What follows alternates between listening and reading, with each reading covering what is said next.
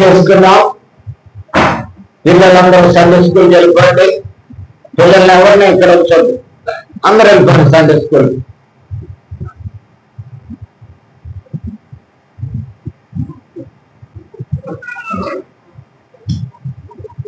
పిల్లలందరూ సండే స్కూల్కి వెళ్ళిపోండి.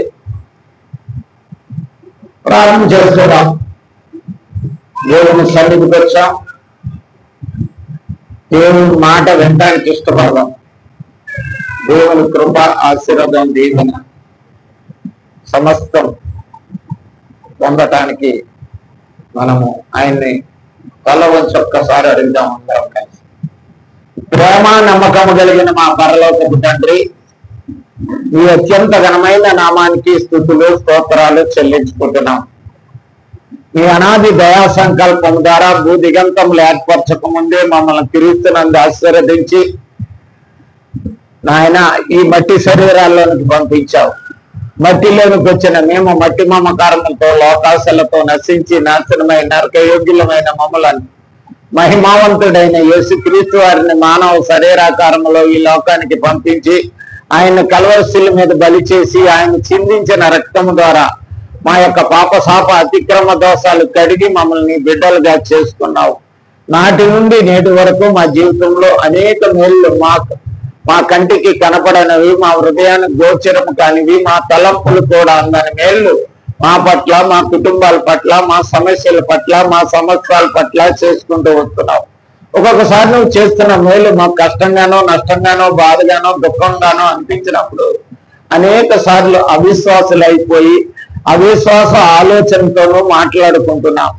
నాయన, మనిషి రొట్టె వల్ల కాదు, దేవుని నోట నుండి వచ్చిన ఈ సృష్టి వల్ల మాత్రమే జీవిస్తున్నాడు. ఈ సృష్టి అంతా నీ నోటి మాట నాయన. మేము కూడా నీ నోటి ఊపిరై ఉన్నామని ఎరిగి నాయన నీ మాటకు లోబడి కొద్ది నిమిషాలు నాయన నీ సన్నిధిలో ఉన్న మమ్మల్ని అందరినీ జ్ఞాపకం చేసుకోనండి. గ్రహించుకునే హృదయాన్ని, హత్తుకునే మనసును మా అందరికీ దయచేయండి. విన్న మాటలు విని మర్చిపోయి మోసపోకుండా ఆ మాటలు మా హృదయంలో దాచుకొని వాటి ప్రకారం జీవించే ధన్యత మా అందరికీ దయచేయండి.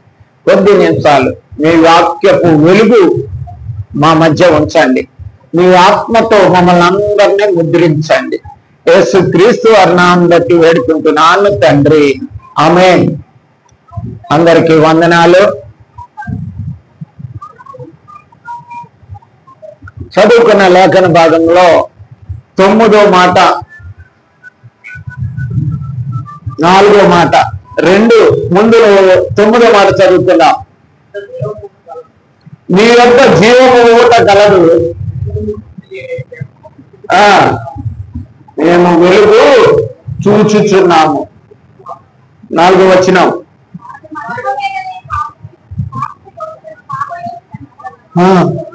యోచించును కాని నడతలు నడుచువాడు చెడుతనము వాడికి. 1వ వచనం కూడా చాలా బాగుంది. అతిక్రమము దైవోక్తి వలె పలుకుచున్నది, వాని దృష్టి ఎదుట దేవుడు భయము బొట్టుగా లేదు. దేవుడు అంటే మనందరికీ తెలుసు. దేవుడి దగ్గర ఉన్నట్టు మొట్టమొదటిది దేవుడు ఎవరండి? దేవుడు ఎవరో? ప్రేమ స్వరూపి. దేవుడు ప్రేమ స్వరూపి. ప్రేమను ఎరిగినవాడు, ప్రేమ అంటే తెలుసుకున్నవాడు. దేవుని ప్రేమ ఒక మర్మయుక్తమైనది. దేవుని ప్రేమ మొట్టమొదటిగా ప్రేమ అనేది ఎదట వ్యక్తి లేకుండా ఏ వ్యక్తి ఒంటరిగా ప్రేమని ఉచ్చరించలేడు. ఎవరికి తెలియదు ప్రేమ అంటే ఏంటో. ఎదట ఒక వ్యక్తి ఉంటేనే ఆ వ్యక్తి మీద చూపినటువంటి ప్రేమ కనపడుతుంది. అట్లాగే దేవునికి మరి ఆ యొక్క తిత్వంలో ఉన్నటువంటి కుమారుడైన యేసుక్రీస్తు మీద ఉన్నటువంటి ప్రేమను దేవుడు ఎంతో ప్రేమించాడు. ప్రేమించి మరి దేవునికి ఒక ఆలోచన వచ్చింది. ఈ ప్రేమను ఇంకా ప్రజ్వలింప చేయాలంటే భూమి మీద నాకు అనేక మంది మనుషులు కావాలి. వాళ్ళందరూ కూడా నా కుమారుడైన యేసుక్రీస్తు నన్ను ఎలాగ ప్రేమిస్తున్నాడో నా కుమారుడైన యేసుక్రీస్తు ఏ విధంగా నన్ను నా పట్ల ప్రేమ కలిగి ఉన్నాడో అటువంటి ప్రేమ కలిగిన వారిగా ఉండాలని చెప్పి ఆయన భూమి మీద మనుషుల్ని నేనే సృష్టించాలనే ఆలోచన ఆయనకు కలిగింది. అది దేవుని సంకల్పం, అది దేవుని ప్రణాళిక. ప్రేమ పట్ల దేవునికున్న ప్రణాళిక ఏమిటంటే, ప్రేమ కుమారుడైన యేసుక్రీస్తు ద్వారా తండ్రి అయిన దేవుడు అనుభవించాడు గనక ఆ ప్రేమ అనేక మంది పిల్లల ద్వారా పొందాలని భూమి మీద మానవులను సృష్టించి వాళ్ళ ద్వారా ఆ ప్రేమను పొందాలని ఆయన ఆశించాడు. అందుకే ఆయన ప్రేమ స్వరూపి. ఆయన ఎక్కడ ఉంటే అక్కడ ప్రేమ ఉంటుంది, ఆయన లేని కాడ ప్రేమ ఉండదు. ఆయన ఉంటేనే ప్రేమ ఉంటుంది. మీలో అయినా, నాలో అయినా, ఇంకొకరిలో అయినా, ఎక్కడైనా ఆయన లేకపోతే ప్రేమ అనే మాటకు అర్థమే లేదు. ఇలా గమనిద్దాం ఈ మాట. కనుక ఇక్కడ ఒక గొప్ప మాటను మాట్లాడాడు. ప్రేమ అనేది ఎటువంటిదంటే వెలుగు లాంటిది. కనుక దేవుడు మనల్ని ఈ మధ్య శరీరాల్లోనికి ఒక ఆత్మను పంపించాడు. దేవుడు మరి ఆదికాండం 2:7 చూసుకున్నాడు. దేవుడైన యెహోవా నేల మట్టిలో నిర్మించి వాడిని నాసికానందములో జీవవాయువును కదా నరుడు జీవాత్మ అయ్యాడు. నరుడు జీవాత్మగా చేసిన నరుడు జీవిస్తున్నాడు. జీవానికి వెలుగు అవసరం, జీవానికి వెలుగు అవసరం. వెలుగు అనగా నడిపించేది, త్రోవ అని అర్థం. కనుక నరుడు నడవాలి, జీవించాలి, వాడు మరి బ్రతకాలి, వాడు చలించాలి అని అంటే వెలుగు కావాలి. ఆ వెలుగు గురించే 9వ వచనంలో అంటాడు. ఏమంటాడమ్మా? జీవపు ఊట గలదు, నీ వెలుగు పొందియే మేము వెలుగు చూచుచున్నాము. దేవుడు మనలో ఒకటి వెలుగు పెట్టాడు. ఆ వెలుగేంటి? దేవుడు మనలో ఒక వెలుగు పెట్టాడు. ఆ వెలుగును కలిగే మనము వెలుగు చూస్తున్నామట. ఆ వెలుగు ఏంటంటే మరి సామెతల గ్రంథము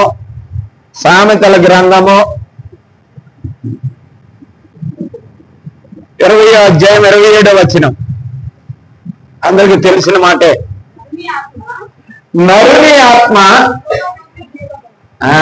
ఏమిటండి? దీపము. ఆయన ఆత్మ ఏంటి అసలు? ఒక్క నిమిషం. ఆత్మ అంటే ఏంటి?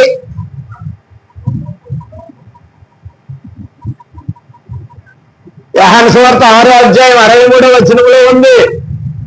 ఆత్మయే జీవింపజేయుచున్నది, శరీరము కేవలము నిష్ప్రయోజనము. ఆత్మ జీవింపజేసేది.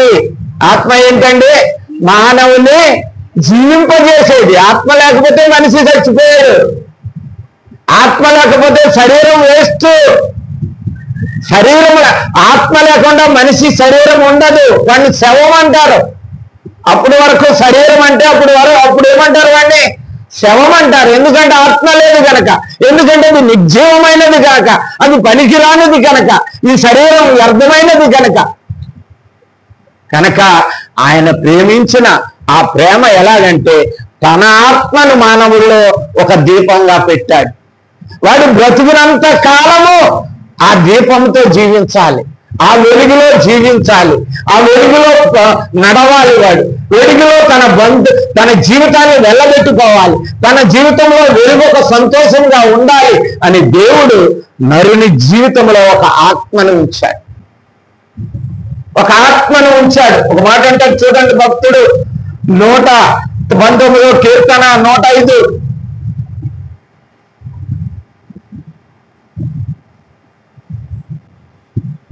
నీ వాక్యము నా పాదములకు దీపము, మనల్ని నడిపిస్తుంది ఆ జీవము. ఆ మాట ఆయన నోటి ఊపిరి.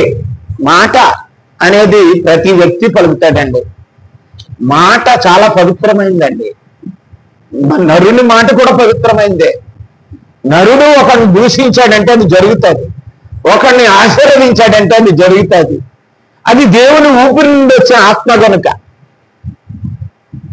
కనుక మనం గమనించాలి. ఈ యొక్క మన త్రోవ నడవటానికి ఆయన ఒక దీపాన్ని మనలో పెట్టాడు. తన ఆత్మ దీపాన్ని మనలో పెట్టి మనకు వెలుగు కలగజేశాడు. వెలుగు పొందియేమేమో, వెలుగు చూచియేమేమో నీలో నడుచుకొనిచున్నాం అంటున్నాడు కీర్తనడు. ఆ వెలుగు ఎవరు అంటే ప్రభు అయినటువంటి యేసుక్రీస్తు. యోహాను 8:22-12 అంటాడు, లోకమునకు వెలుగై ఉన్నాను, నేను లోకమునకు వెలుగై ఉన్నాను. నన్ను వెంబడించి వాడు చీకటిలో నడవక జీవపు వెలుగు. అది బతికినంత కాలం వెలిగే. వెలుగు ఉంటుందండి, ఆత్మ వెలుగు, ఆత్మ చీకటి కాదు. దేవుని ఆత్మ వెలుగు. దేవుని ఆత్మ కలిగిన వాడు ప్రతి వాడు సంతోషంగా ఉంటాడు, ఆనందంగా ఉంటాడు. చీకటి అన్నది అంటే ఇంకొకటి చేరాడు అనమాట. అక్కడ నీ కళ్ళుకు మబ్బు పెడతాడు, నీ జీవితానికి మబ్బు పెడతాడు, నీ శరీరానికి మబ్బు పెడతాడు వాడు. కనుక గమనించుకుందాం మనం. అందుకే అంటాడు యోహాను సువార్త 1:9 చూడండి, నిజమైన వెలుగు, అది నిజమైన వెలుగు ఉండెను, ప్రతి మనిషిని వెలిగించుచుండెను. మనము దేవుని ద్వారా వెలుగైనటువంటి ఆత్మను మనం పొందినప్పటికీ మన పితరుడైనటువంటి ఆదాము ద్వారా పాపము చేసి ఆజ్ఞాతిక్రమం చేసి దీపాన్ని ఏం చేసుకున్నాడు? ఆర్పేసుకున్నాడు. చీకటి కమ్మిపోయింది. అపవాది యొక్క లక్షణాలు అతనిలో వచ్చేసాయి. స్వార్థం సమస్తం వచ్చేసింది. దేవుని మాటను లోబడక ఎప్పుడైతే దేవుడు తినవద్దన్న పండుని ఎప్పుడు తిన్నాడో అప్పుడు వాళ్ళు చీకటి వచ్చేసింది. అది మొదటి ఆదాము ఇచ్చినటువంటి ఫలం మనకి. ఏమిటా ఫలం? ఏమిటా ఫలం? పాపం. పాపం అనే ఫలాన్ని మనకిచ్చాడు. ఆ ఫలం ద్వారా ఈ లోకమంతా జీవిస్తుంది. పాప భూయిష్ఠులై జీవిస్తున్నారు, పాప ఫలాన్ని అనుభవిస్తున్నారు.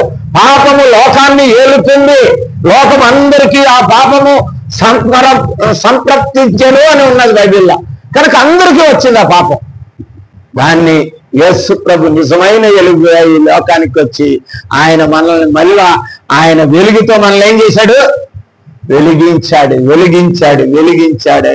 ఆయన వెలిగించాడు. సామెతలు 13:9 ఒక మంచి మాటను చూడమ్మా.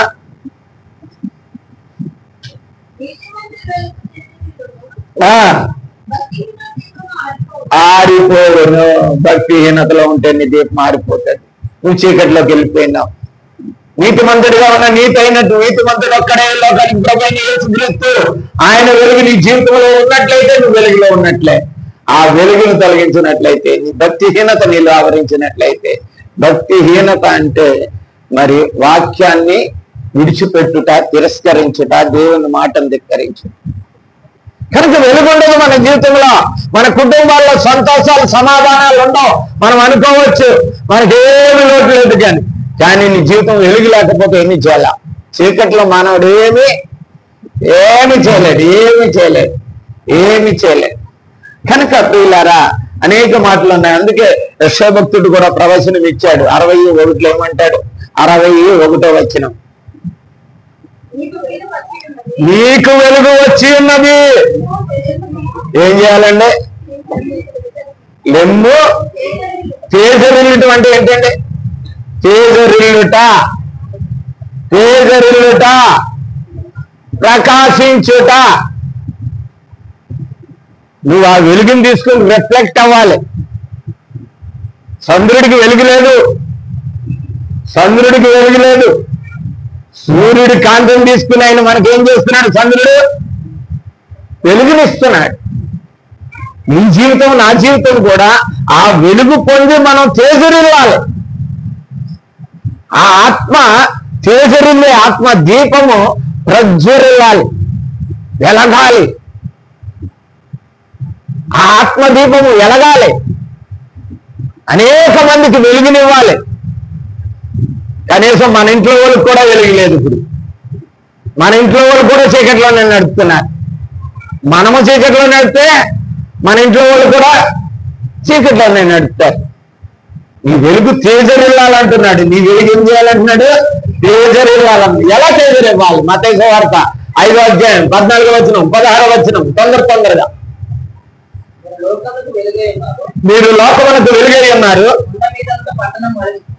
కొండ మీద ఉన్న పట్టణము మరుగై కొండ నేరదు. కొండ అంటే సియోను కొండ అని అర్థం అక్కడ ఆ రోజుల్లో. కానీ ఈ రోజు కొండ అంటే క్రీస్తే దేవుడే కొండ. అది మరుగై ఉండదు, నిన్ను మరుగు చేయదు ఏది కూడా.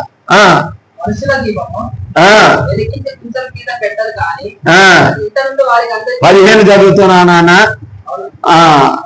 16 చదువు. మనుషులు మీ సక్రియలను చూసి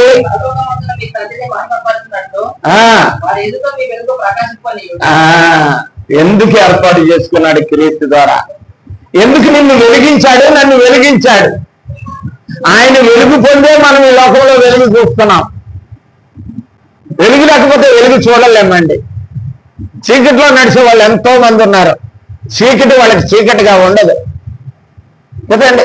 అది దైవోక్తి అన్నాడు. 1వ వచనంలో ఏమన్నాడంటే వాళ్ళకి దైవోక్తిలాగా ఉన్నదంట భక్తి వీళ్ళకి. అది కనుక వాళ్ళకి చీకటిలా ఉండదు వాళ్ళకి. కనుక అటువంటి స్థితిలో నువ్వు ఉన్నావా గమనించి ప్రియ సహోదరి సహోదరుడా. అందుకే లోక సువార్తలో మాట అంటాడు 11వ అధ్యాయం 35-36లో 35-36 మీలో ఉన్న వెలుగు అది. మనం ఏం చేయాలి ఇప్పుడు?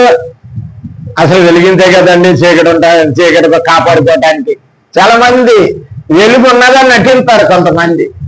కానీ వాళ్ళు ఎక్కడ నడుపుతారంటే చీకటిలో నడుపుతారు.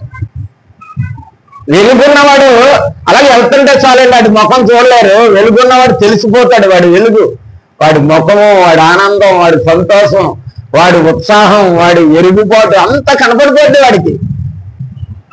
అంటాడు ఇక్కడ, చదవమ్మా.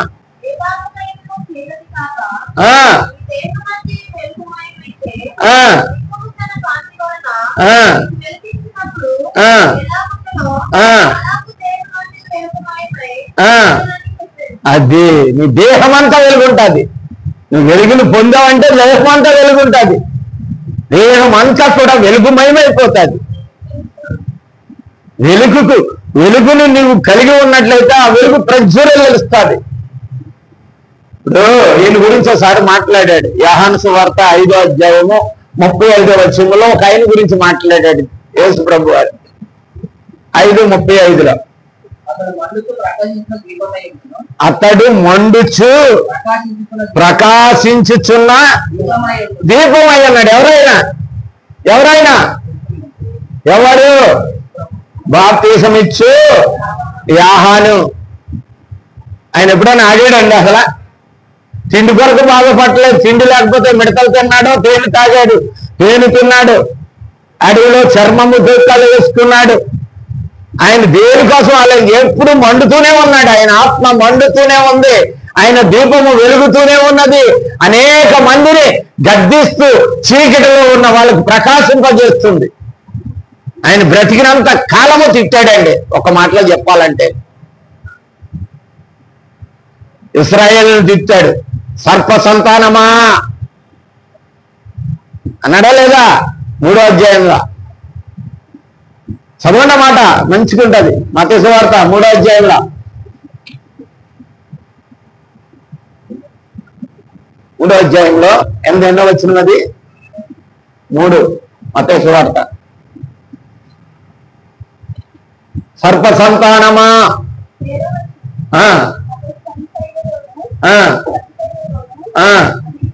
అనేకులు బాప్తిజం తీసుకునేట్టు చూసి సర్ప సంతానమా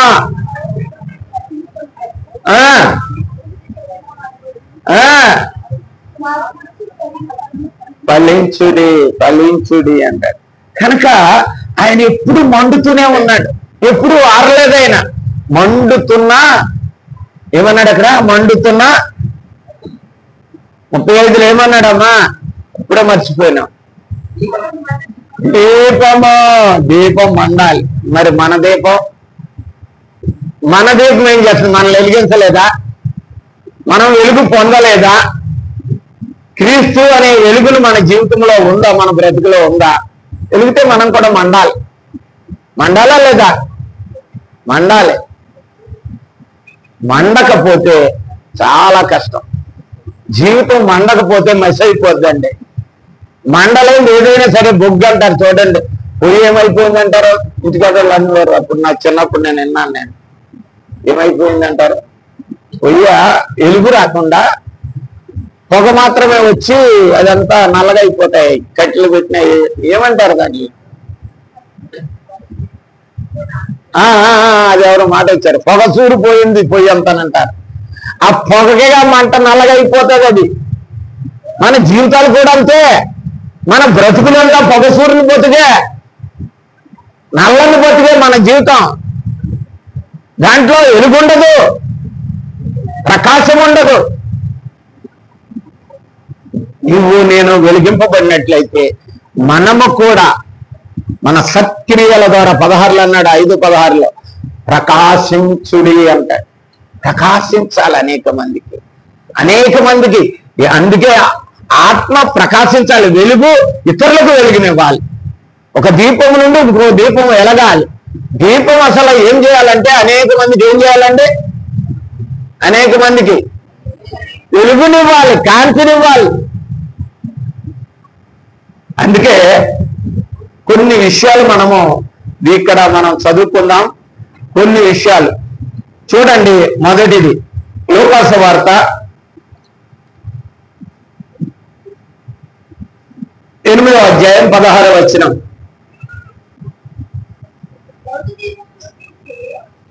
ఎవడు దీపమును ముట్టించి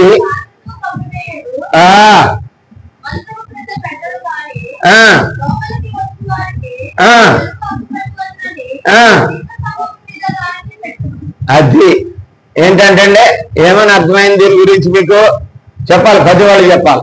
ఏమైంది, అర్థమైంది. దీపమును వెలిగించి మనసులోనే ఉంది. అక్కడ ఏమైనా ఉన్నాడమ్మా, పాత్రను మనం ఏమంటాం, కంచము. కంచం అంటే ఏంటి, కంచం కింద పెట్టడం. కంచం అంటే ఏంటండి, తినే గిన్నెని ఏమంటారు, కంచం అంటారు. తినే గిన్నెని ఏమంటారంటే కంచము అంటారు. దీపం వెలిగించి కంచం కింద పెడితే ఏం ఉపయోగం అండి, కొంతసేపటికి ఏమైపోద్ది, ఆరిపోద్ది. కొంతసేపటికి జీవితం ఆరిపోద్ది. కంచం మీద పెట్టి చూడండి మీరు. దీపాన్ని ఎక్కడ పెట్టాలంటే అక్కడే రాశాడు, చదవండి.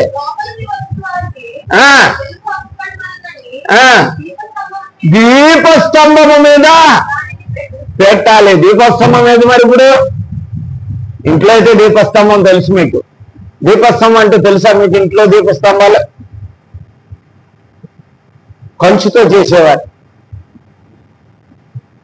కంచు ఇలాగా ఈ స్టాండ్ ఉంది కదా, ఈ స్టాండ్ లాగా ఉండి కంచుతో ఇలాగ డిజైన్ గా చేసి పైన ఇంత గిన్నె కింద పెట్టేవారు.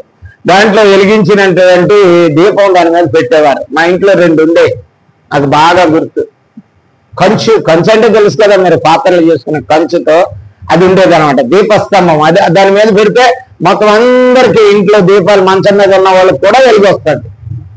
దాన్ని ఏమంటారంటే దీపస్తంభము అంటారు.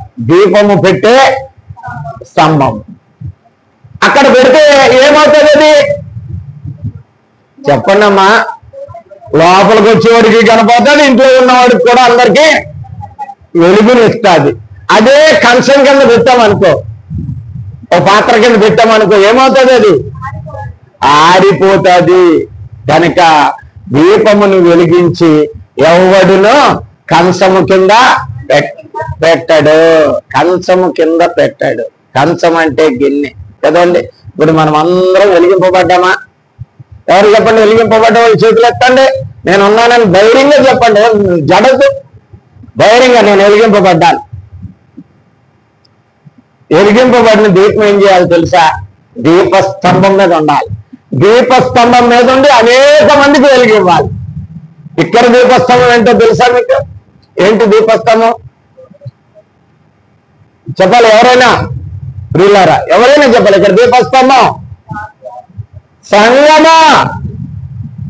సంఘం ఒక దీపస్తంభము. సంఘములో నుంచి ఈ ప్రాంతంలో ఉన్న వాళ్ళకి వెలిగే వాళ్ళు, ఈ చుట్టుపక్కల ఉన్న వాళ్ళకి సంఘం అనే దీపస్తంభం నుంచి వెలిగే వాళ్ళు. కానీ మన బతికేమైపోయిందంటే కంచానికి పరిమితం అయిపోయింది. కంచం అంటే ఏంటండి? తిండికి పరిమితం అయిపోయింది. కంచం అంటే ఏంటి? తిండి. తిండి తిండికి పరిమితం అయిపోయింది. కంచం అంటే తిండి, తిండికి పరిమితం అయిపోయింది. తిండి బోతులు. ఒక మాట అంటాడు సామెతల గ్రంథంలో వీళ్ళ గురించి, మంచి మాట అంటాడు. సామెతల గ్రంథం 20వ అధ్యాయం 23, 21, 23 అధ్యాయం 23, 20, 21.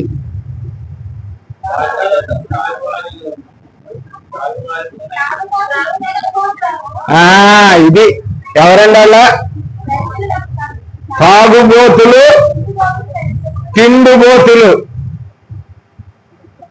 తాగుబోతులు ఇవన్నీ ఏంటంటే పోతులు పోతులు పోతులు. పోతులు అంటే ఏంటో తెలుసా? అది పని చేయదు, పనికిరాంది అది పోతు. తాగుబోతులు, తిండిబోతులు, తిరుగుబోతులు, పొగరు బోతులు. పొగరంటే పొగరు. పొగరంటే ఏంటి? పగరు. కోపబోతులు. కోపం వాడికి ఊరంటే ముట్టుకుంటే వస్తుంది వాడికి, పనికిరాని కోపం. మళ్ళీ ఏమైనా ఉపయోగం వాడి జీవితానికి ఆడే ఉపయోగపడ్డా. పొగర బోతులు అన్ని పోతులే, అర్థంగా. కనుక ఇక్కడ ఏమంటున్నాడంటే తాగుబోతులు దరిద్రులగుదురు. ఆరోగ్యం పాడు చేసుకోవటం దేవుడు చెప్పట్లేదు. ఎలాగ పోతావు నువ్వు, ఎలాగ పాడవుతావు, కానీ ఏమైపోతున్నావు నువ్వు? దరిద్రులైపోతావు. దరిద్రము ఎప్పుడు వస్తుందంటే ఆత్మీయ దరిద్రము. నీ మనస్సు దాని మీద పెడతాది, నీ మనస్సు దాని మీదే పెడతాది. హెచ్చుగా తినవరుతోనైనా చూడండి, ఇంకా మాట ఉంది.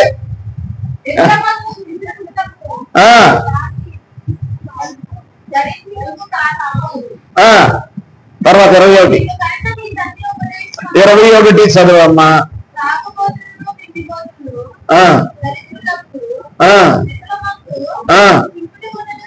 ధరించుటకు కారణం అవునది. ఎందుకు కాబట్టి దాగుబోతులు, తిండిబోతులు దరిద్రులు అవుతారు ఏంటంటే వాడు నిద్ర అవుతాడు. అది మనం శారీరకంగా పెద్దగా ఆలోచించుకున్న, భౌతికంగా అది పెద్ద లెక్క కాదు. కానీ వెలిగింపబడిన, రక్షింపబడిన వాడు ఎవడైనా సరే తిండి మీద ఆశపడ్డాడు అంటే వాడు తిండిపోతు అయ్యాడంటే ఆత్మీయమైనటువంటి ఏమొస్తుంది? దరిద్రం. ఆత్మీయమైన దరిద్రం. ఆత్మానుసారంగా ఎదగడు వాడి జీవితం ఎదగదు. ఆత్మానుసారంగా దేవుని ఆశీర్వాదాలు పొందలేడు, దేవుని దీవెనలు వాడి జీవితంలో ఉండేవాడు. వాడు దరిద్రుడవుతాడు. చించు గుడ్డలు ధరించుకున్నటకు కారణమవుతాయంట. చించు గుడ్డలు అంటే ఏంటో తెలుసా? ఆత్మీయ జీవితం సిదిగిపోతాడు, నాశనం అయిపోతుంది. నీ కుటుంబం, నీ మీద ఆధారపడిన వాళ్ళు, నిన్ను ఆనుకున్న వాళ్ళు, నీ బ్రతుకంతా నాశనం అయిపోతుంది కదండి. ఒక్కొక్కటి తింటాడు. నేను కూడా ఒకప్పుడు చిన్నప్పుడు, నేను హైదరాబాద్ వచ్చిన కొత్తలో తిండంటే బాగా ఆశ నాకు. ముక్కలంటే మరీ ఆశ. ముక్కలంటే అప్పుడు ఏం చేసేవాడిని అంటే, నేను ఎక్కడన్నా ముస్లిం ఫంక్షన్లు ఉంటే ఎక్కువ వెళ్ళేవాడు. ఎందుకాడు వాడు ముక్కలే ఎడతాడు ఎక్కువ. అన్నానికంటే ఎక్కువ ఏం చెప్తాడు? ముక్కలు ఎడతాడు. అన్నం అట్టుకొచ్చినా అన్నం పక్కన పెట్టేసి ముక్కలు వేసుకొని అన్నం మళ్ళీ గుడికి పంపిస్తాడు. అక్కడ చూడలేదు మీరు, ఎప్పుడో వెళ్తే మీరు కూడా వెళ్ళండి, తెలుస్తుంది. ముక్కలు ఎక్కువ తింటారు అక్కడ. అప్పుడు నాకు ముక్కలు ఆశగా వెళ్ళాను నేను ఒకసారి. ఖాళీ లేదు, ఇంకా ఉపసభాలని పోతుంది. బయటకు వచ్చేటప్పటికి రావట్లేదు. ఏలెడితే అమ్ముతుందేమో అన్నట్టుంది. తిరుగుతున్నాను, తిరుగుతుంటే ఎక్కడికి అరుగుతుంది. ఇసుకగా గిజుగగా కొట్టుకున్నాను. చాలా మంది అంతే, తిండి బోతులు తెలుసా? అది కుక్క స్వభావం. కుక్క ఏం చేస్తుందండి? సరిపొద్దులో ఇవాళ కనుక్కుంటుంది అది అనుకోదు. తినేసి అట్టుకొచ్చి మళ్ళీ ఇక్కడికి వచ్చి కక్కేసి మళ్ళీ తింటుంది. నీ జీవితాన్ని నాశనం చేయటానికి నువ్వు వెలిగింపబడిన దీపము. ప్రభు అయిన యేసుక్రీస్తు నిన్ను వెలిగించాడు. ఆ వెలుగు ఇతరులకు ప్రకాశవంతంగా నీ జీవితం ఉండటానికి ఉంచు. కేవలము తిండి కొరకే బ్రతుకుతున్నావా నువ్వు? ఏమి తిందువా, ఏమి తాగుదువా, ఏమి ధరించుకుందువా అని ఆలోచన చేసుకోవద్దు. వీటన్నిటి గురించి నాకు ఆలోచన ఉంది. నీ గురించి మొదట నా నీతిని, నా రాజ్యమును వెతుకో, అప్పుడు నీకు ఇవన్నీ దొరుకుతాయి. నాకు కూడా తెలుసు నువ్వు తింటావని, నీకు తిండి అవసరమని, ఆహారం అని నాకు తెలుసా. ఒక్కొక్కడు ఏదైతే అన్ని దగ్గర తింటాడు. కొన్ని మాటలు చూసుకున్నాం దీంట్లో. కొన్ని మాటలు చూడండి. కొరింథీయులకు రాసినటువంటి మొదటి పత్రిక 5వ అధ్యాయం 11వ వచనం. టైం అయిపోతుంది, తొందరగా. ఇప్పుడైతే ఎవడైనాను, ఇప్పుడైతే అంటే ఇప్పుడంటే ఇప్పుడు మనం ఎక్కడున్నాం చెప్పాలి తొందరగాను. ఇప్పుడు మనం ఎక్కడున్నాం చెప్పలేకపోతున్నారు. దేవుని సంఘంలో ఉన్నాం, దేవుని రాజ్యంలో ఉన్నాం, దేవుని శరీరంలో ఉన్నాం. ఇప్పుడైతే ఎవడైనాను లోబి గాని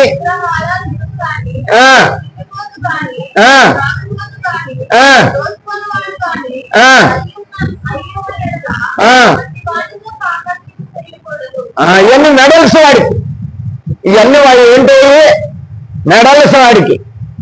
ఈ దరిద్రుడికి ఇవన్నీ మెడల్స్ అన్నమాట.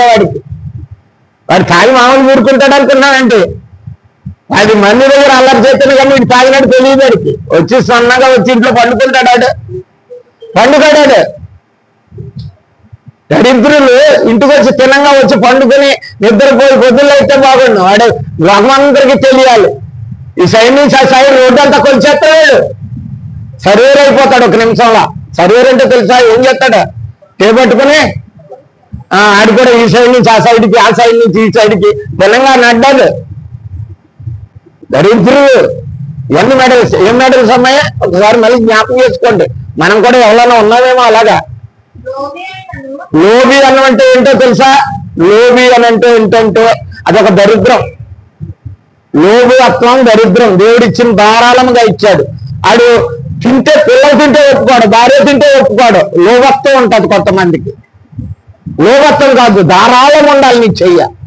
ప్రభు ధారాళంగా నీకు కృప చూపినప్పుడు నీవు కూడా ధారాళము కలిగి ఉండాలి. లోభత్వమును జారుడు అంటే మీకు తెలుసు కదా. జారత్వం అంటే వ్యభిచారం. జారత్వం అనగా పెళ్లి అయిన వాళ్ళు పెళ్లి వాళ్ళతో చేసేది జారత్వం, పెళ్లి అయిన వాళ్ళు ఇద్దరు చేసేది వ్యభిచారము అంటారు. కనుక జారత్వము అంటే యేసుకి అక్కడికి వెళ్ళకండి, ఇక్కడ రండి. ఇక్కడికి వస్తే ఏమిటంటే యేసుప్రభుని నమ్ముకుని లోకంలో తిరిగేవాడు జారుడు. యేసుప్రభుని నమ్ముకున్న తర్వాత లోకానుసారంగా బ్రతుకుతున్నాడు అనుకో, వాడు ఏమవుతాడు? జారుడు అంటారు. కనుక జారత్వమును, విగ్రహారాధనను, దేన్ని ఎవడు యేసుప్రభుని నమ్ముకున్న తర్వాత నువ్వు డబ్బుని కానీ, నీ శరీరాన్ని కానీ, నీ కుటుంబాన్ని కానీ దేన్ని కూడా ఎక్కువగా ప్రేమించకూడదు. దేవుణ్ణే ప్రేమించాలి. అందుకే లోకాసు వార్తలు అన్నాడు, వద్దు రిఫరెన్స్ వద్దు కానీ అన్నాడు, తల్లినైనను, తండ్రి అయినను, పిల్లలైనను, అన్నదమ్ములనైనను, అక్క చెల్లెండ్రైనను, కడకు నీ ప్రాణమునైనను లెక్క చేయకూడదు దేవుని ఎదుర. దేవుని ప్రేమ అంత గొప్పదండి. ఆయన ఏం పెట్టాడండి? ప్రాణం. ఆయన ప్రాణం పెట్టాడండి. ఆయన చనిపోయి నీకు ప్రాణం ఇచ్చాడు. ఆయన ప్రాణాన్ని లెక్క చేయలేదు. ఆయన నా ఇష్టానుసారంగా నేను పెడుతున్నాను అన్నాడు. ఆయన ఇష్టపడ్డాడు మనకు ప్రాణం పెట్టడానికి. ఆయన మనల్ని ప్రేమించాడు కనుక, ఆ ప్రేమ తండ్రి ప్రేమ ఏదో ఆయన పొందాడు కనుక ఆ ప్రేమ మనం కూడా పొంది మనము కూడా తండ్రిని ప్రేమించాలని, ఆ ప్రేమ మనం ఉంచడానికే ఆయన మనల్ని ప్రేమించి తన శరీరాన్ని సైతము, తన ప్రాణాన్ని సైతము, కడబొట్టు వరకు తన పరిశుద్ధ నిర్దోష నిష్కలంక రక్తాన్ని నీ కొరకు నా కొరకు కార్చాడు ఆయన. చదవండి తర్వాత. తిండిపోతు కానీ, తిండిపోతు గురించి చెప్పుకున్నాం కదా, చాలా చెప్పుకున్నాం. తిండిపోతుల గురించి చెప్పవసరం లేదు, అడిగే తెలుసు. చాలా మంది ఎవరైనా ఉంటే తిండిపోతాను ఏంటో అడిగే తెలుస్తాం కదా. ఎవరో ఫంక్షన్కి వెళ్ళి వచ్చాడంట, అరగట్లేదంట. అరగకపోతే పక్కడు సలహా ఇచ్చాడంట. ఏం సార్ అలా తిరుగుతున్నాం అన్నాడంట. ఏం లేదయ్యా, అసలు అరగట్లేదు, తినొచ్చాను ఇప్పుడే ఫంక్షన్లోనే అన్నాడంట. ఒక పని ఒక డైజన్ వేసుకో అన్నాడంటాడు. ఏం వేసుకో అన్నాడు? డైజన్ అంటే ఏంటది? టాబ్లెట్ వేసుకో అన్నాడంట. బాగానే ఉన్నావా బాబు, ఆ డైజీలు పట్టే స్థలం ఉంటే ఇంకో మొక్క తిందని అక్కడ అన్నాడంట. తిండిపోతే లక్షణం అది. ఎంత తిన్నా వాడికి ఏం లేదు. ఎక్కడన్నాడంటే ఎస్ఐ గ్రంథంలో ఒక మంచి మాట అన్నాడు, మీకు చూపిస్తాను చూడండి. ఎస్ఐ గ్రంథం 22:13 మాట అంటాడు చూడండి. 22:13. క్షమించండి 56:11.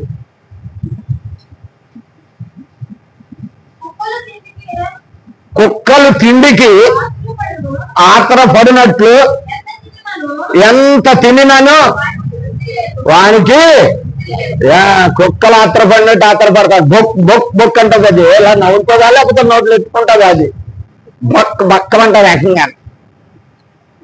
కుక్క తినడం పోలేదా మీరు? ఎందుకు వివరంగా చెప్తున్నానంటే ఎవరన్నా ఉంటే దయచేసి గమనించారని చెప్తున్నాను. అంత వివరంగా బక్ బక్కుమని లాగేస్తా. ఆతృత అంటాడు దాన్ని. ఆతృతతో పాటు తింటది అది.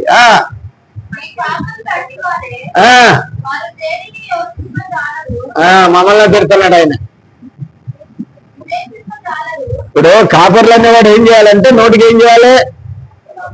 కత్తి పెట్టాలి. నేను ఒకప్పుడు తిన్నాను కానీ ఇప్పుడు లేదు. నాకు కత్తి పెట్టేశాను. నాకు ఒక ముద్ద, ఇంత ముద్ద ఉంటే చాలు. అది కూడా ఇడికి వెళ్తుంది, లేకపోతే లేదు, అవసరం లేదు. కత్తి పెట్టాలి. నీ జీవితానికి కత్తి ఎంతో ఉపయోగం. నోటికి కత్తి. విషముగా తినాలి. ఒక్క మాట చెప్పమంటారా? అన్నం అంటే ఏమిటండి? మీరు ఒక మాట, ఇది ఒక గొప్ప మర్మం. ఇది అన్నం ఏంటి? అన్నము ఆహారమా మందా? పోనీ మీకు వివరంగా అడిగాను, చెప్పండి. ఆహారం అంటే పొరపాటు. ఆహారంగా తిన్నాం కాబట్టే ఈ రోజున మనం బాధపడుతున్నాం. తిండి తినకపోతే ఏమవుతుందండి? చెప్పండి. తిండి తినకపోతే ఏమవుతుంది మనకి? చెప్పలే. ఆకలి ఏంటండి? బాధ. ఆకలి బాధ తట్టుకోలేకపోతున్నాను అంటాడు. ఎవడైనా చూడండి, అన్నం లేదనుకో ఏమంటాడు తెలుసా? ఆకలి బాధది. అది ఒక రోగం. శరీరానికి ఆహారం కావాలి కాబట్టి అది బాధ పెట్టేస్తుంది. నిన్ను ఒకని తినేయాలి.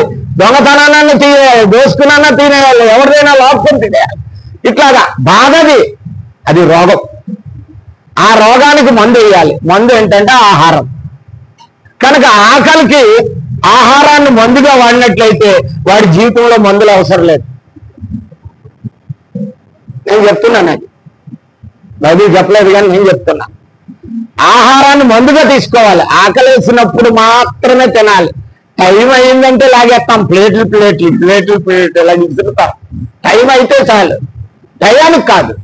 నీ యంత్రం పనిచేస్తుంటే అది ఆకలి కోరినట్లయితే తిను, నీకు మేలు జరుగుతుంది. కానీ 10 గంటలు అయిపోయింది తినలేదా? అరే 12 అయిపోయింది ఇంకా తినలేదా? 12 తినాలి. వీడికి ఆకలి ఏంది, ఎక్కడ తింటాడు? గమనించాలి మీరు. ఆహారాన్ని మందుగా వాడినట్లయితే మందులు అవసరం లేదండి. చాలా మంది ఆహారాన్ని ఆహారంగానే తింటున్నారు. కుక్కలు తిన్నట్టు, లోకంలో ఉన్నటువంటి జంతువులు తిన్నట్టు తింటున్నారు. కనుక నేను లేనిపోని బీమారులు వస్తున్నాయి. ఒక బీమారి కాదు, అసలు శరీరంలో అన్ని బీమారులు దానివల్ల వస్తుంది. నువ్వు తినే తిండి వల్ల వస్తుంది. నువ్వు ఆలోచించే ఆలోచన ద్వారా వస్తుంది. నీ మనసును బట్టే నీకు రోగాలు వస్తున్నాయి. గమనించాలి. ఇక్కడ పరిశుద్ధాత్మ దేవుడు చెప్తున్నది ఏంటంటే ఆతుర పడొద్దు అంటున్నాడు. అన్నం కోసం ఆతుర పడిపోతాడు. కంగారు లాగేస్తాడు. గిన్ని కుక్కలాగిన టక్క లాగేసి బొక్ బొక్కుమని ఎత్తాడు. ఆతుర పడకను. ఆతుర పడినట్లయితే నీ జీవితంలో అది నిన్ను ఆత్మీయంగా ఎదిగనివ్వదు. తిండి కోసం దేవుని పనిని పాడు చేయొద్దు. దేవుడు నిన్ను వెలిగించాడు. ఆ వెలుగుని కంచం కింద పెట్టకు. నీ జీవితాన్ని కంచం కింద పెట్టకు. తిండి కోసం బ్రతకకు. తిండి కోసము మరి జీవించినట్లయితే నీ వెలిగించిన దీపం ఎక్కడ వెలిగి చేస్తున్నట్టు? కంచం కింద తెచ్చినట్లే, కంచం కింద పెట్టినట్లే. ఒక్క మాటను చదువుకున్నాను చూడండి. ఒక్క మాటని ఇంకా ఎక్కువైపోయినాయి. నిర్గమకాండంలో ఒక మంచి మాట ఉన్నది 32:6.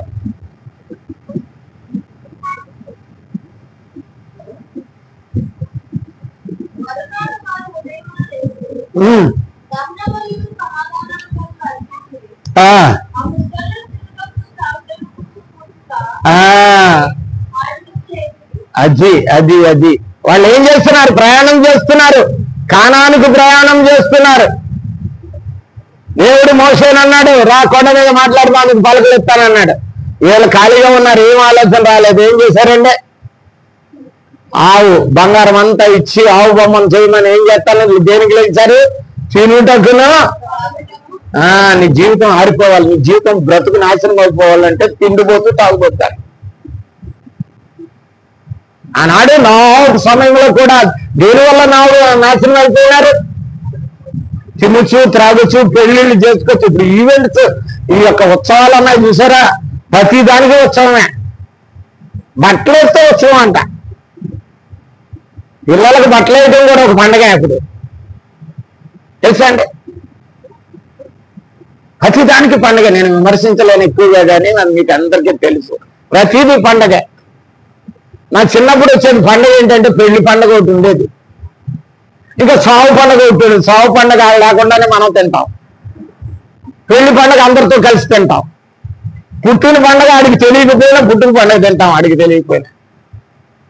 ఇప్పుడు ఎన్ని పండగలు వచ్చాయో తెలుసా? దేనికోసం వచ్చాయి ఇవన్నీ? దేనికోసం? తిండి కోసం, గొంతులు వేయటం కోసం, అంతే కదా. ఆగదు అక్కడ, శరీరం నేలను ఆగడం ఒక్కొక్కడు.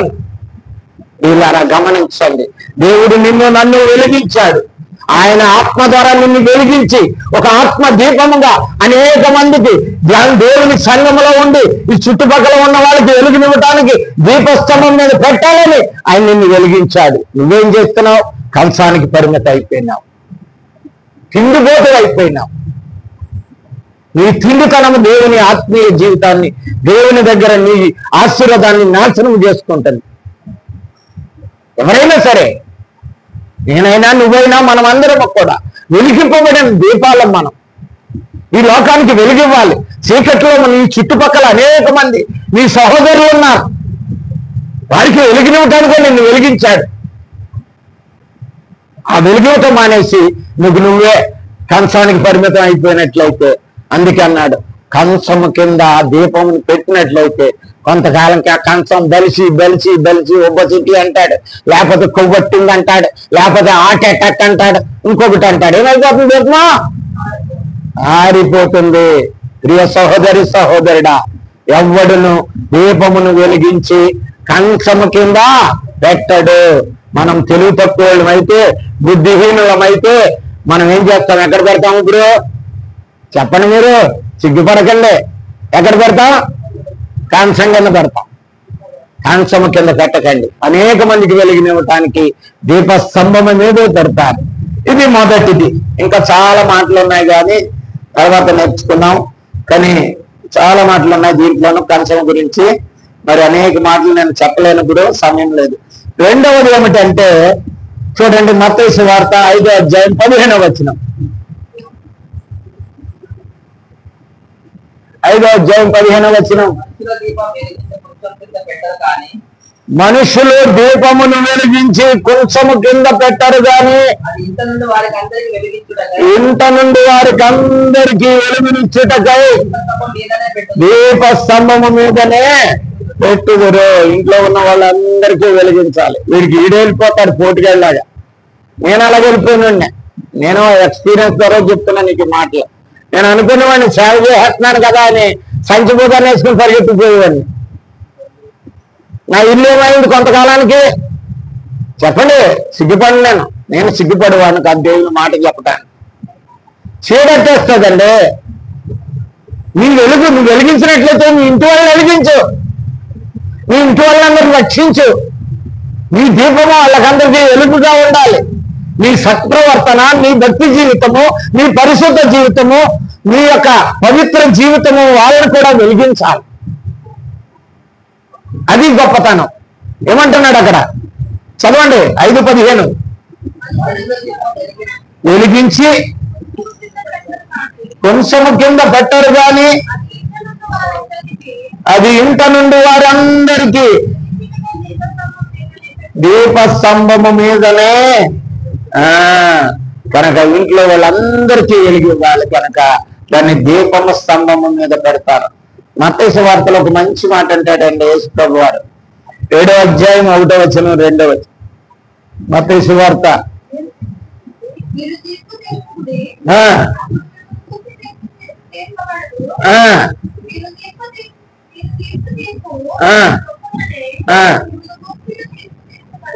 అవును. కొంచెం అంటే ఏంటి? కొంచెం అంటే ఏంటండి? కొంచెము కొలత, కొలమానం, కొలిచేది. మన భక్తి కూడా ఎలా ఉంటుంది తెలుసా? పోయినారం వెళ్ళాంలే, ఈ నెలలో 2 వారాలు వెళ్తే చాలు చర్చికి కదా. నిన్నే కదా చర్చికి వెళ్ళొస్తా, మళ్ళీ ప్రార్థన ఏంటి? మన జీవితం ఎలా ఉంటుందండి? కొలత కొలత కొలత కొలత. భక్తి కలిగిన వాళ్ళు చాలా మంది ఉన్నారు. కొలత కొలత జీవితం అన్నమాట. అక్కడ అదే అన్నాడు యేసుప్రభు వారు, ఏ విధంగా మీరు కొలుస్తారో ఆ విధంగానే మీరు కొలవబడతారు. నది చదవండి, మత్తయి సువార్త 7వ అధ్యాయం 1వ వచనం 2వ వచనం.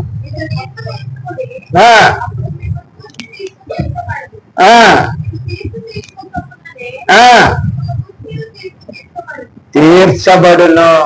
నీకు కూడా తీర్పు అలాగే వస్తాయి. ఇతరుల గురించి చెప్పుకుంటాడు, దాని గురించి చెప్పుకోవడం. లోకమంతా చెడిపోయిందండి, ఈ లోకంలో లేడేంటి? వాడి గురించి ఆడు మాట్లాడేటప్పుడు ఇతరుల గురించే మాట్లాడతాడు, తన గురించి తను చూసుకోడు. ఇతరుల గురించి మాట్లాడటం అలవాటు అయిపోతుంది ఆడికి. ఇతరులకు తీర్పు తీరుస్తాడు. వీడు మంచోడు కాదు, వీడు చెడ్డోడు కాదు, వీడేదో మంచోడు అయినట్టు, వీడేదో భక్తిపరుడు అయినట్టు ఇతరుల గురించి ఆలోచిస్తాడు. కనుక ఇతరుల గురించి నువ్వు కొలత కొలవలసిన అవసరం లేదు. నీ జీవితం ఏ కొలమానంతో ఉన్నదో ఆలోచించుకో. ఒక మాట అంటే చూడండి, ఒక మాట చూసుకున్నాం ప్రియులారా. కొరింథీయులకు రాసిన 2వ పత్రిక 4వ అధ్యాయం 3వ వచనం నుంచి 6వ వచనం వరకు.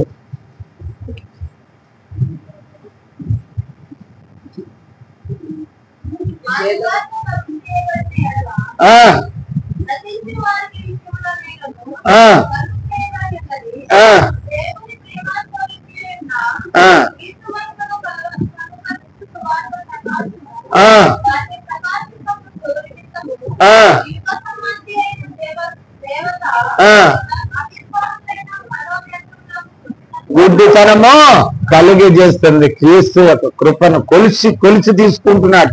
వీడు కొలమానంతో తీసుకుంటున్నాడు. కొలమాన జీవితం ఇది, కొలత జీవితం.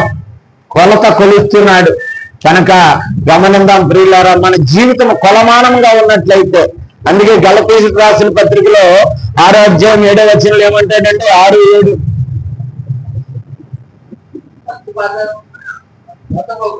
మోసపోకుడే దేవుడు వెక్కిరింపబడడు. మనిషి ఏమి విత్తునో ఆ పంటనే కోయును. బీరకాయలు ఎత్తే బీరకాయలే కాస్తాయి, కాకరకాయలు కాయవు. కాకరకాయలు కొడితే బీరకాయలు కాయాలని ఆలోచిస్తాం మనం, కానీ బీరకాయలు కాయవు. నీ జీవితంలో నువ్వు చెడుని విత్తుతున్నావు, మంచి కోయాలని ఆలోచిస్తున్నావు. ఏం విత్తుతున్నావు నీ బ్రతుకులో? కొలత కొలత కొలత. నీ జీవితం కొలతగా ఉన్నది, విత్తిందే కోస్తావు. నీ జీవితాన్ని కనుక కొలమానంగా ఇచ్చినట్లయితే దేవుడు కూడా అదే కొలిసిస్తాడు. నీ జీవితానికి కొద్ది మాత్రమే దక్కుతున్నట్లయితే కొద్ది ఆశీర్వాదాలే దొరుకుతాయి.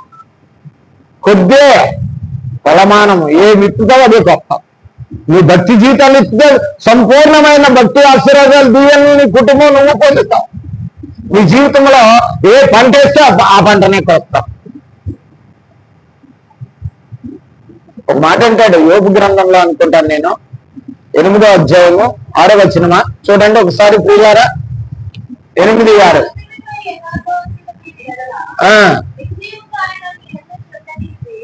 ఎప్పుడంటే ఎప్పుడు నీవు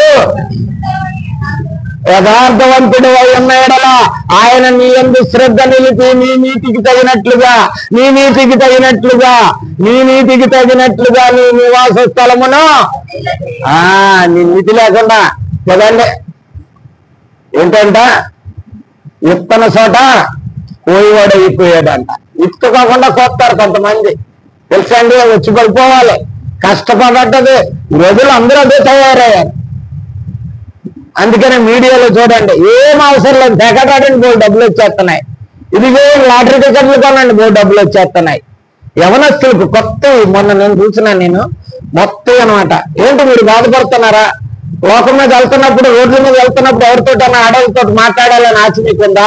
మీరు భయపడకండి, నాకు మా యాత్ర చేసుకోండి, మీరు మాతో మాట్లాడండి. ఎంత దరిద్రం అయిపోయిందండి లోకం.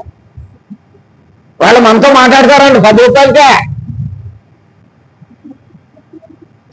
లోకం చెడిపోయింది ప్రియులారా. నీ జీవితాన్ని పాడు చేసుకోకు, నీ జీవితాన్ని ఆరిపోకోకు, నీ బ్రతుకుని ఆరిపేసుకోక. ప్రభువు నిన్ను వెలిగించి ఈ లోకానికి ఒక వెలుగు దీపంగా అనేక మందికి వెలుగునివ్వాలని నిన్ను రక్షించాడు ఆయన.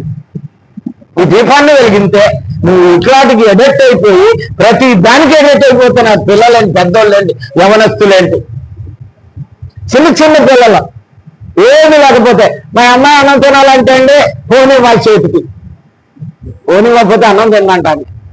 సాసి పెట్టి కొట్టేవారు ఇప్పుడు అన్నం తినకపోతే. ఇంతకుముందు అప్పుడు అన్నం తినేవాళ్ళం మేము. అన్నం తినకపోతే మమ్మల్ని ఏం చేసేవారు, తీసుకుని ఒకరు లాగేటప్పటికి అన్నం తినేవాళ్ళం మేము. ఇప్పుడు ఏం చేస్తున్నారు, నోట్లో పెట్టి పాపం మింగు నవ్వులు నవ్వులు నవ్వులు. నీ జీవితంలో నువ్వు గుర్తించుకో ప్రియ సహోదరి సహోదరుడా. ఏది పంట విత్తుతున్నావో ఆ పంటనే కోస్తావు.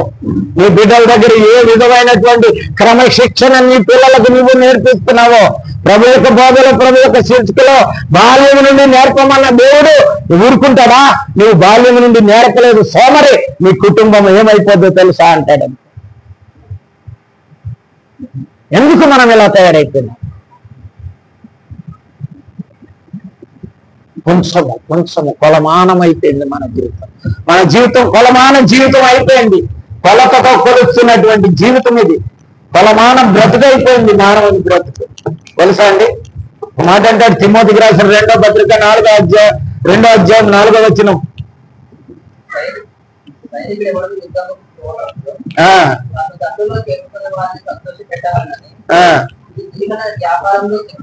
జీవన వ్యాపారం ఇది. ఇదేది ఎవరైనా సరే క్రీస్తు సైనికుడిగా చేయబడి సైనికుడు. అందుకని చూడండి, సైన్యం చేసేవాడికి ఎదరవాడు తెలుసా మీకు? సైన్యం చేసేవాడి గురించి. సైన్యం చేసేటప్పుడు ఎట్లా ఉంటారు? లైన్ గా ఉండి వెళ్తారు.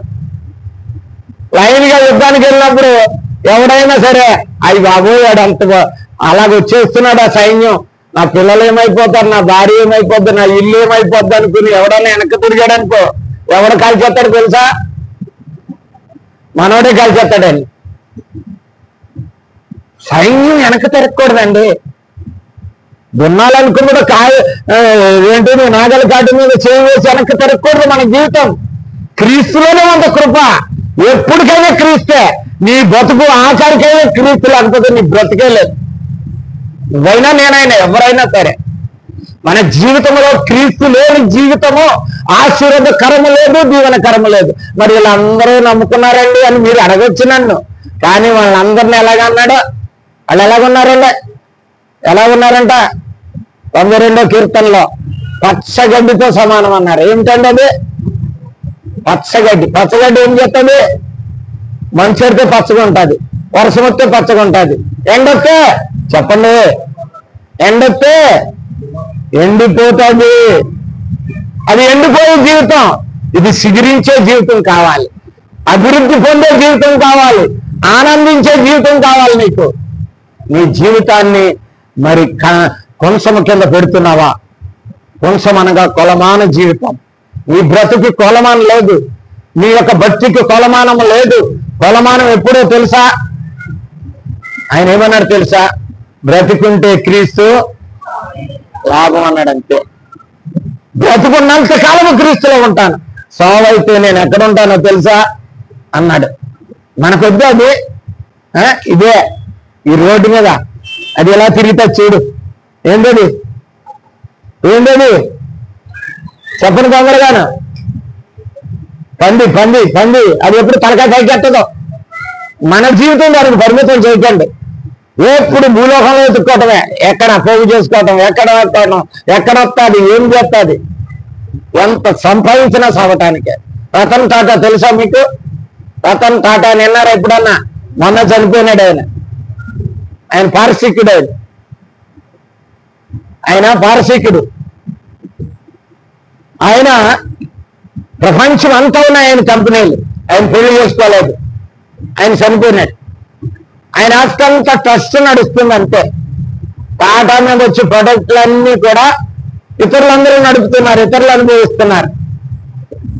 సంపాదించి ఏం పట్టుకెళ్తావు నువ్వు నేను? గమనించాలి. దేవుని కృప పట్టుకెళ్ళండి.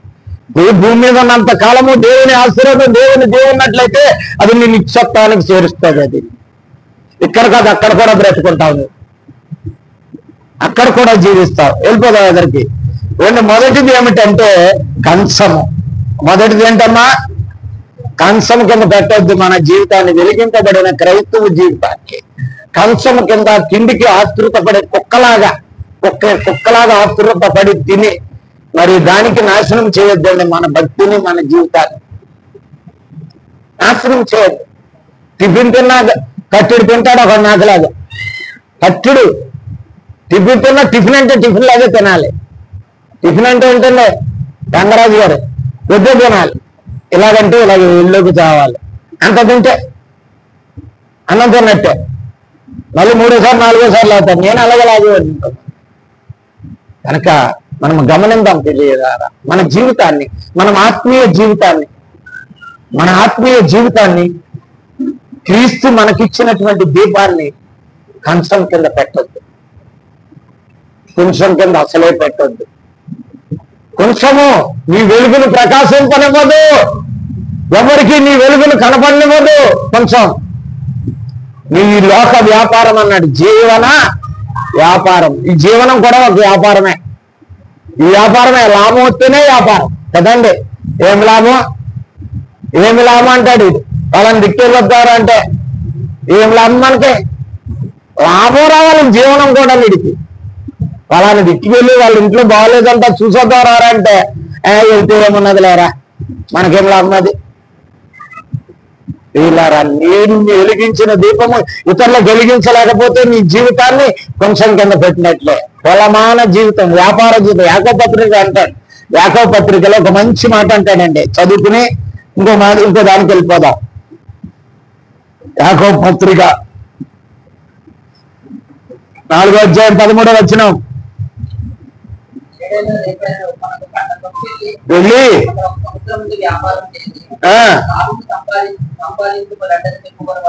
వరలారా రేపేమి సంభవించినో మీకు తెలియదు.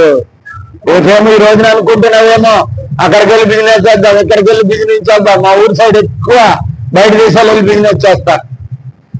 బిజినెస్ అంటే పనులు చేస్తారు. దుబాయ్, మస్కట్ ఇట్లాగే వెళ్ళి కొంతమంది అక్కడ వ్యాపారాలు కూడా చేస్తారు.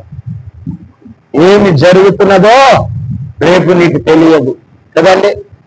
ముసలోడు చచ్చిపోతాడు, నేను పరిస్థితాన్ని నాకేంది అనుకుంటున్నావేమో. తెలుసా అండి, మనం పాట పాడతాం. ఒక పాట ఏమిటండి?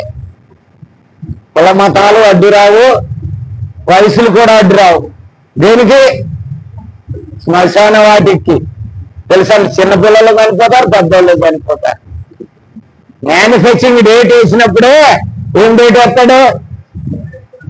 వస్తాడమ్మా? చెప్పుకున్నాను, చాలా సార్లు చెప్పాను మీకు. మ్యానుఫ్యాక్చరింగ్ డేట్ వేసినప్పుడు మందు తయారు చేసేవాడు ఏం చేస్తాడు? కింద కూడా ఎక్స్పైరీ డేట్ వేసేస్తాడా? నిన్ను పుట్టించినప్పుడే నీకు సాగుదీనం రాశాడు. నీకు తెలియదు, నాకు తెలియదు, అంతే. ఇచ్చిన దినాలు జాగ్రత్తగా గడుపుకుందాం. ఇచ్చిన ఒక ధన్యత ఇది. ప్రభు మనల్ని ప్రేమించి మనకి ఆయన రక్షణ ఇచ్చి, ఆయన కృపిచ్చి, ఆయన ఆశీర్వాదాలకు యోగ్యులుగా చేశాడంటే ఒక ధన్యత.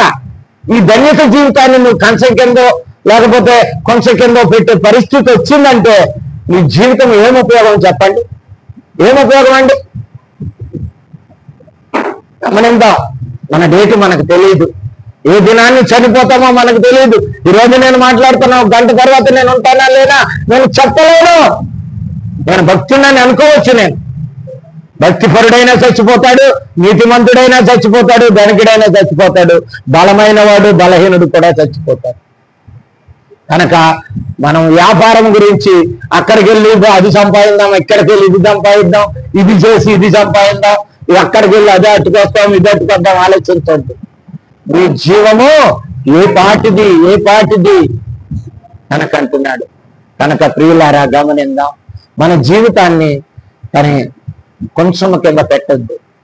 అక్కడికి వెళ్ళి వ్యాపారం చేసి ఇక్కడికి వెళ్ళి ఈ వ్యాపారం చేస్తే మొత్తం ఈ వ్యాపారం చేస్తే ఈ వ్యాపారం అంత చేసి లాస్ట్కి వచ్చేటప్పటికి అదే వ్యాపారం. చూడండి చాలా మంది నాకు ఫోన్లో కొట్టేటప్పటికి వచ్చేస్తుంది ఏ లోన్లు అంట 5 లక్షలు 6 లక్షలు లోన్ ఇచ్చేస్తాడంటాడు. టక్కనే ఇలా నొక్కమంటే చాలు మందంతా అవుట్. చూస్తూనే ఉన్నారు కదా ఎంతమంది నాశనం చేస్తున్నారు, ఉర్లేసుకుంటున్నారండి, పిల్లల్ని చంపేస్తున్నారండి, సంటి పిల్లలను కూడా సంతోషాలు చచ్చిపోతున్నారు. ఈ యొక్క కొల జీవితంతో, ఈ కొంచెం కింద పెట్టిన జీవితంతో, ఈ కొలమాన యొక్క జీవితం కొరకు పిల్లలు కూడా సంతోషి చచ్చిపోతున్నారు వాళ్ళు. వీళ్ళారాన్ని జీవితాన్ని వెలిగించాడు దేవుడు. ఎంతో మహోన్నతమైన స్థితిలో పెంచాడు, నేను మహోన్నతమైన స్థితిలో ఉంచాడు. కేవలము వంశం కింద నీ జీవితాన్ని ఉంచి నాశనం చేసుకున్నట్లయితే దేవుడు నీ వెలిగించిన దీపము నిన్ను ప్రయాసను నిన్ను వదిలిపెట్టాడాయన. అనుకుంటున్నామేమో కానీ మనం గాడిపోయినామని అనుకుంటున్నాము. దేవుడు గుడ్డివాడు కాదు, ఆయన చూస్తూనే ఉన్నాడు. ఎవరికి రావాల్సింది వాళ్ళకి ఎత్తాడు ఆయన. ఆఖరి జ్ఞానం చేసుకుందాం. చూడండి మార్కు సువార్త 4వ అధ్యాయం 21వ వచనం.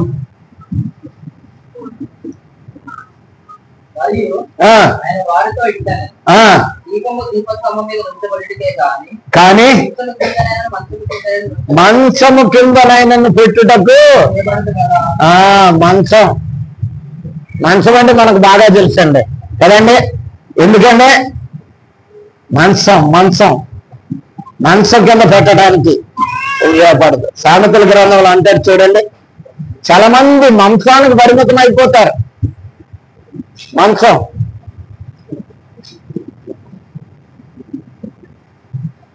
సామెతల గ్రంథం 26వ అధ్యాయం 13 నుంచి. సోమరి వాడు ఏమంటాడు తెలుసా, నేను బయటికి వెళ్ళాం. ఎందుకు? దారిలో ఏమున్నదంట, సింహం ఉన్నది, వీధిలో సింహం ఉన్నది. ఆడేం చెప్తాడు మరి? ఉతక మీద అంటే తెలుసా మీకు? ఉతక అంటే తెలుసా? ఎవరికన్నా తెలుసా? ఉతక దాన్ని ఇప్పుడు వాసంటున్నారులే. ఉతక అంటే తెలుసా? తలుపు పిలబడే దాన్ని పెడతారు, పిల్ల తగిలించి పెడతారు. దాన్ని ఏమంటున్నారు ఇప్పుడు? ఇంజెస్ ఏమంటున్నారమ్మా? తలుపులాగా రావటానికి బయటానికి ఇంజెస్ పెడుతున్నారు. ఇప్పుడు ఇంతకు ముందు ఐరన్ తో చేసిన ఉండేవారు, గోడలో పెట్టేవారు. అది ఇలా ఐరన్ ఉండదు, దాని మీద తలుపు వేసేవారు. అది తిరుగుతుంది, ఇటు తిరుగుతుంది, అటు తిరుగుతుంది. ఉతక అంటారు దాన్ని ఏమంటారండి? ఉతక అంటారు దాన్ని. ఉతక మీద తలుపు తిరిగినట్లు తన పడక మీద రే లగరా డ్యూటీకి టైం అయిందంటే ఈ పక్క నుంచి అది అక్కడ తిరుగుతాడాడు. మళ్ళీ లేకపోనుకో మళ్ళీ ఏం చేస్తాడు? ఈ పక్కకి తిరుగుతాడు. సోమరి అంటారు వాడిని. సోమరి. కొంతమంది స్త్రీలు కూడా ఈ రోజుని చాలా మంది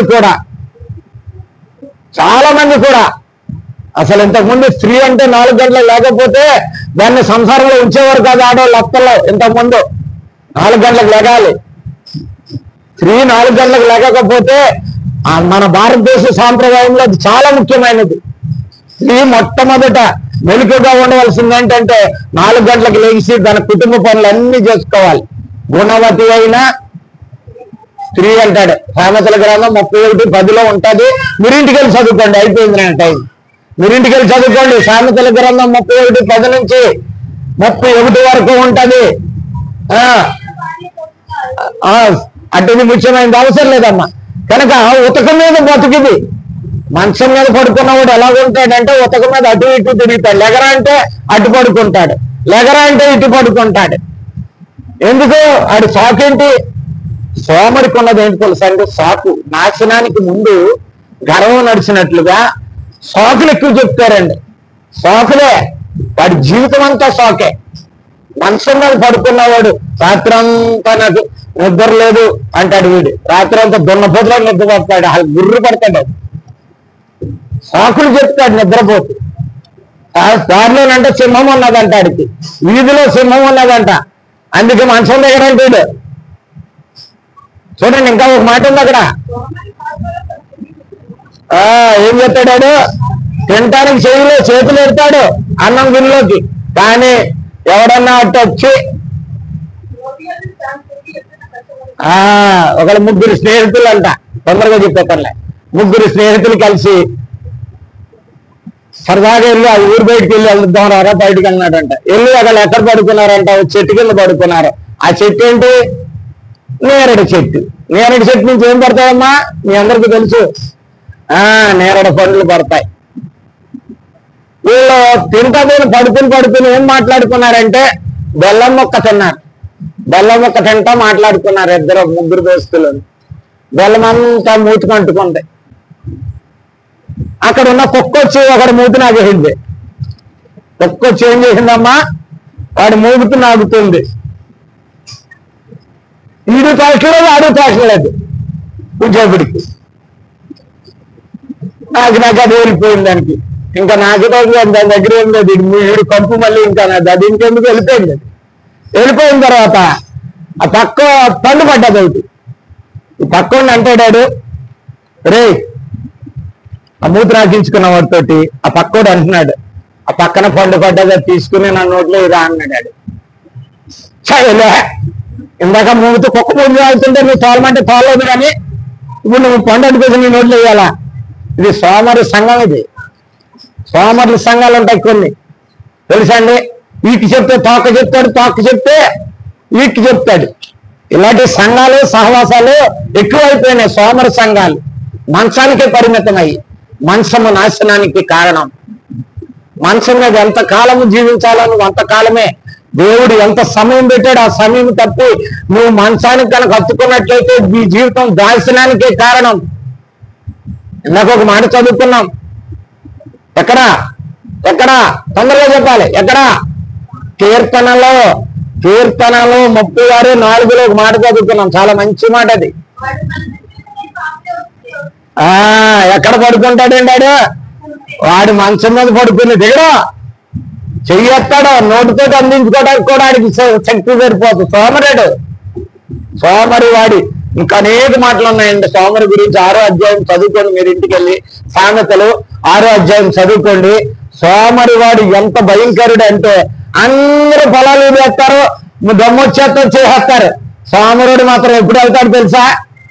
మాకు చదువుకున్నప్పుడు మాకు డిగ్రీలో ఎకనామిక్స్ టీచరు ఏకాక్షి గారు అని ఉండేవారు. ఏకాక్షి అంటే ఏంటంటే ఒకే కన్ను ఉండేది ఆయనకి, ఏకాక్షి అనేవాళ్ళం ఆయన్ని.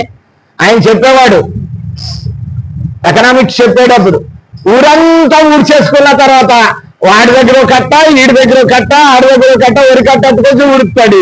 ఈడేం పంటకు వస్తాడురా? అది పండుతుంది, ఇది ఎన్నులు వస్తుంది, ఇది పొట్ట ఉంటుంది.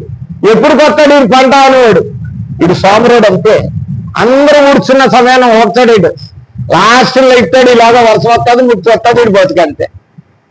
సోమరితనం అంత భయంకరమైంది. ప్రియ సహోదరి, నీ జీవితాన్ని దేవుడు వెలిగించాడు. నువ్వు ఒక ప్రజ్వలించాలి, వెలుగు దీపంగా నువ్వు ఉండాలి, అనేక మందికి ఉండాలి. మంచానికి పరిమితం కాకూడదు. మంచం అనేది భయంకరమైనది.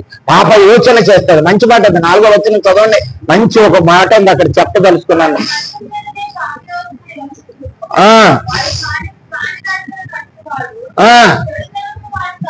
అసహ్యము కాదు, చెడుతనం ఏం కాదంట వాడికి, అసహ్యము కాదంట. చెడు అంటే వాడికి అసహ్యం కాదు. వాడికి చెడును వాడు అసహించుకోడు. వాడు ఏదో ఘనత అనుకుంటాడు, గొప్ప అనుకుంటాడు. వాడు చేస్తున్నటువంటి తప్పుడు పనులు వాడికి గొప్ప అనుకుంటాడు. నేను కాబట్టి చేసేసాను, ఇది ఇంకొకటి చేయలేదు అనుకుంటాడు.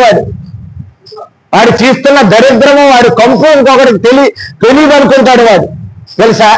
వీళ్ళారా గంపం అది ఏదైతే మర్మంగా అనుభవించావో అది కొండ మీద దేవుడు ప్రసంగింపజేస్తాడు. ఏది దాయలేవు నువ్వు.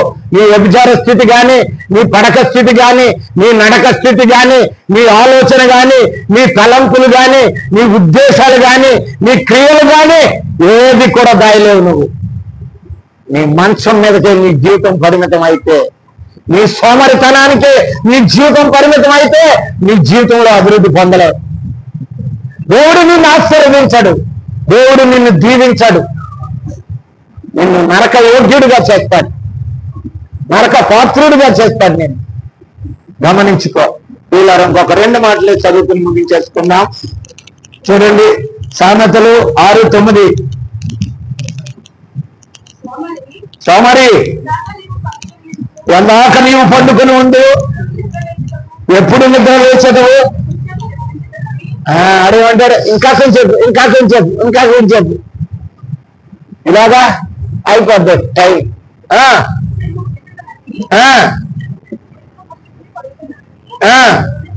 అవునుకుండు, దోపిడి దారి వచ్చినట్టు దరిద్రము నీ ఇంటిలోనికి వచ్చిన ఏమొస్తుంది? దరిద్రాన్ని తెచ్చుకుంటున్నావు. ఎంత వెలిగించాడు, అనేక మందికి ఉత్తేజముగా వెలిగించినటువంటి నీ దీపాన్ని కేవలం నీ మంచానికి పరిమితం చేసినట్లయితే, నీ సోమరితనానికి 12:24 అక్కడే 12:24 సామెతలు ముగించేసుకుందాం. అది ఏంటంటే ఏం పని? శ్రద్ధగా పని చేయవారు ఏం చేస్తారంట? దాన్ని ఏమంటారు తెలుసా? దాన్ని ఏమంటారు? ఏలిగా పని చేస్తారు. చెప్పాలి ఎవరన్నా? మన ఇంగ్లీష్ మాట కూడా ఉందరా ఒకటి మంచి మాట, స్కిల్డ్ వర్కర్ అంటారు. ప్రావీణ్యత కలిగిన వాడిని స్కిల్డ్ వర్కర్ అంటారు. వాడు ఏలుబడి అవుతాడు. నేను కంపెనీలో చేసినప్పుడు నాకు గొప్ప చెప్పట్లేదు, కానీ నేను అల్పరగానే జాయిన్ అయ్యేవాడిని 6 రూపాయలకి. 6,000 జీతాలు అయితే సూపర్వైజర్ ఇన్ఛార్జ్ అయిపోయేవాడు. ఏ పనిలో జాయిన్ అయితే పని నేర్చుకున్నాను నేను జీవనోపాధి కోసం. వెల్డింగ్ హెల్పర్ దగ్గర చేసి వెల్డర్ అయిపోయినా, ఫిట్టర్ అయిపోయినా, కంపెనీలో పనిచేసి ఇన్ఛార్జ్ అయిపోయినా. హైదరాబాద్ ఎంటర్ప్రైజ్ లో నేను ఇన్ఛార్జిగా ఉన్నాను. నేను ఎంతో మంది నా దగ్గర పనిచేశారు, ఎంతో మంది. ఎందుకంటే మన యొక్క ఆసక్తి జీవితం దేవుడు ఆశ్చర్యకరంగా ఉంచాలి. అనేక మందికి ఏలుబడి చేసే జీవితానికి తెస్తాడు ఆయన, ఘనపరుస్తాడు. ఈ జీవితం వేసిన దగ్గర నువ్వు ఎక్కడేసావు గొంగలంటే అక్కడే ఉన్నాను నేను ఎక్కడ నడుపుతాను అన్నట్టు ఉంటే నీ జీవితం అంతే. దేవునిలో ఆశీర్వాదం ఎటువంటి తెలుసా? ఉప్పొంగే జీవితం అండి దేవుల్లో ఆశీర్వాదం. మామూలు జీవితం కాదు. దేవుని ఆశీర్వాదం పొందామంటే ఒకడు అన్నాడంట, హిందీలో అంటారు ఆ మాట, లోగా దియ్యతో కిటికీసే దర్వాజతో దిగాక. మరి ఉప్పర్ వాళ్ళ దియ్యతో పూజ చేసేయా? ఉప్పర్ వాళ్ళ దియ్యతో చట్ పాడికే దేత అంటే ఏంటి చెప్పండి అమ్మా? మనుషులు ఇస్తే గుమ్మాల్లో నుంచో కిటికీల్లో నుంచో ఇస్తారు. అది దేవుడే ఇచ్చినట్లయితే నీ స్లాబ్ తీసేసుకోమరంటాట. అది హిందీ మాటకి అర్థం. లోగా దియ్యతో కిటికీసే దర్వాజతో దేత, ఉప్పర్ వాళ్ళ దియ్యతో చట్ పాడికే దేత అంటాడు. దేవుని కృప అంత గొప్పది. ప్రియ సహోదరి సహోదరుడా, దేవుడు ఆశీర్వదించదలుచుకున్నాడంటే ఎక్కడో మూలనే ఆ యొక్క మెసొపొటేమియా ప్రాంతంలో విగ్రహారాధకుడైన అబ్రహాముని దేవుడు నది దాటి అన్నాడు.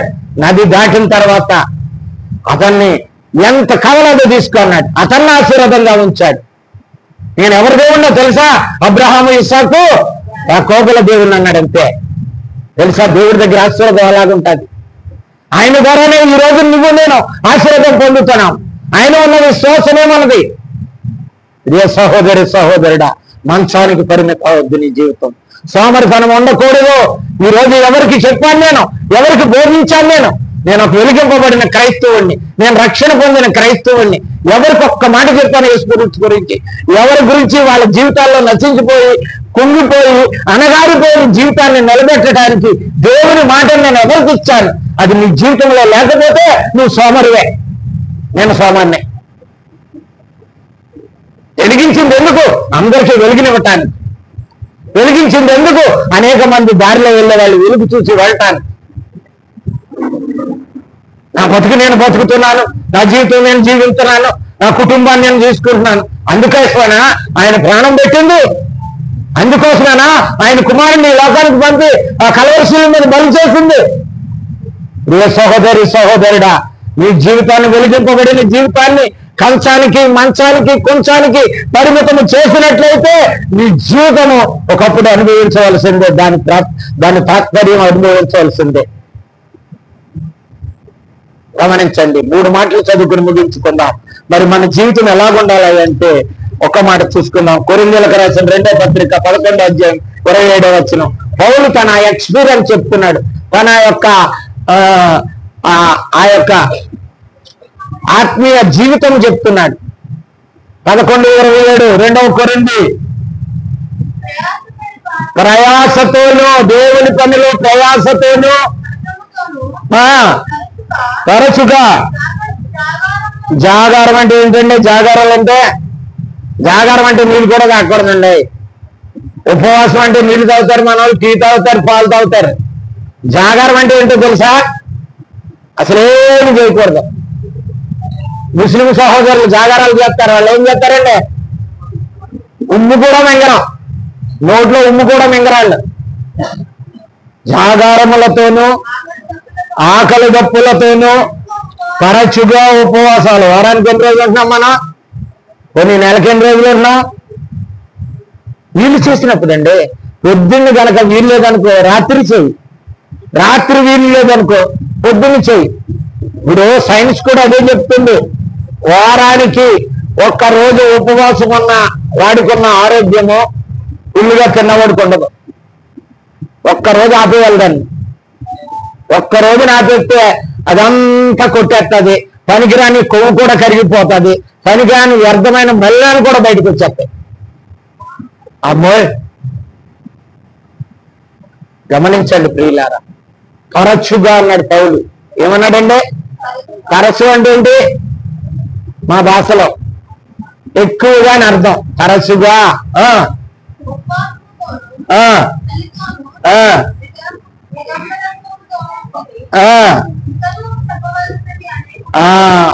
ఆయన జీవితం వెలిగించిన జీవితాన్ని తిండికి చూడలేదు, బట్టకు చూడలేదు, దెబ్బలు తిన్నాడు, అనేక శ్రమలు అనుభవించాడు, క్రీస్తు కొరకు వెలిగింపబడ్డాడు. ఈ రోజు ఆయన రాసినటువంటి పత్రికలు చదువుకుని మనము క్రీస్తులో వెలిగింపబడి జీవించున్నామంటే అపోస్తుడైన పౌలు ఆయన వెలిగిన దీపమే మనల్ని వెలిగించింది. మనల్ని వెలిగించిన ఆయన దీపమే. మరి నీ దీపం ఎవరిని వెలిగిస్తుంది? నీ ఇంట్లో వాళ్ళని వెలిగిస్తుందా? నీ ఇంటి పక్క వాళ్ళని వెలిగిస్తుందా? నువ్వున్న ప్రదేశంలో ఎవరిని వెలిగిస్తుందా నీ దీపం? వెలిగించాలి. నువ్వు వెలిగిస్తే నీకేమొస్తుంది అంటావా? వచ్చిన వస్తుంది మనకి. ఏం లాభం అండి? ఎన్నో రోజుల నుంచి అనుకుంటాను నేను ఇంకో స్లాబ్ వేయాలని. ఎన్ని రోజులు ప్రార్థన చేసినా ఇవ్వట్లేదు ఆయన కదండి. ఇది మంత్రం కాదు, జంత్రం కాదు. ఆయనకు తెలుసు ఎప్పుడు ఇవ్వాలని, ఎప్పుడు చేయాలో ఆయనకి తెలుసు. తల్లిదండ్రులకి తెలుసు పిల్లలకి ఎప్పుడు అన్నం పెట్టాలో. తల్లికి తెలుసు తన కోసం తయారు చేసిన అది ఎప్పుడు పెట్టాలో, అది ఎప్పుడు ఇవ్వాలో తల్లికి తెలుసు. ఈ దేవుడికి కూడా తెలుసు. తల్లికి తండ్రి కంటే ఉన్నతుడైన నిన్ను కన్నవాడు, పోషిస్తున్న, సంరక్షిస్తున్నవాడు కనుక ప్రియులారా గమనంగా ఒక మాట 97:10 ఒక మంచి మాట ఉంది. కీర్తన 97:10.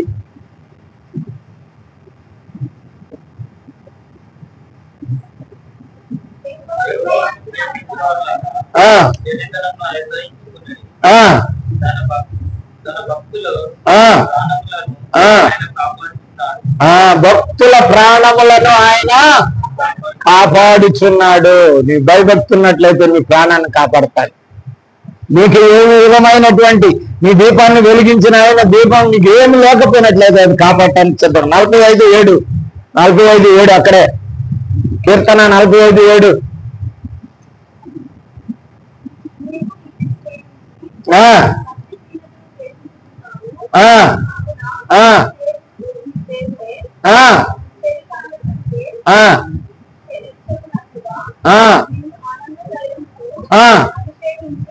అభిషేకించి ఉన్నాడు ఆనంద తైలంతో. ఎప్పుడు ఆనందంతో ఉండాలి దేవుడు. అదే కోరుకుని ఆయన కుమారుని బలి చేశాడండి. నీ సంతోషమే ఆయన సంతోషం. నువ్వు సంతోషంగా ఉంటే ఆయన సంతోషంగా ఉంటాడు. నువ్వు నిన్ను ఆనందింపజేయటానికి ఆయన సంతోషిస్తున్నాడు. కనుక ప్రేమ అనేది తండ్రి నుంచి కుమారుడు, కుమారుడి నుంచి ప్రాణం పెట్టే ప్రేమ నీకు ఇచ్చాడు. నువ్వు ఎవరి కొరకు ప్రాణం పెడుతున్నావు? ఒక మాట అంటారు చూడండి, ఎక్కడంటే యోహాను రాసిన మొదటి పత్రిక 3వ అధ్యాయం 16వ వచనం 3:16.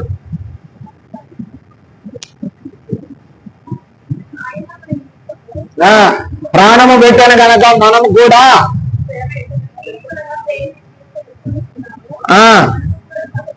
సహోదరుల మీద నిమిత్తము ప్రాణము పెట్ట బద్ధులమైన బాధ్యత మనది. ఇతరులు వెలిగించాలి. నువ్వు రక్షణ పొందాల్సి నీకు నువ్వే కాదు. నేను బలవంతుని అయ్యాను, నేను బలంగా పొందాను, నాకు చాలు అనుకునేది అది భక్తి జీవితం కాదు. అది దేవుడు వెలిగించిన ప్రేమ జీవితం కాదు. తనకు ఇతరుల కొరకు వెలిగించంటే ఇతరులను వెలిగించాలి.